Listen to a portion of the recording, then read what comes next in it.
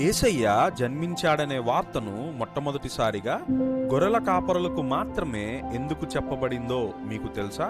లూకా సువార్త 2వ అధ్యాయం 10-11 వచనాలు. అయితే ఆ దూత, భయపడకుడి, ఇదిగో ప్రజలందరికీ కలగబోవు మహా సంతోషకరమైన సువర్తమానము నేను మీకు తెలియజేయుచున్నాను. దావీదు పట్టణమందు నేడు రక్షకుడు మీ కొరకు పుట్టియున్నాడు. ఈయన ప్రభువైన క్రీస్తు.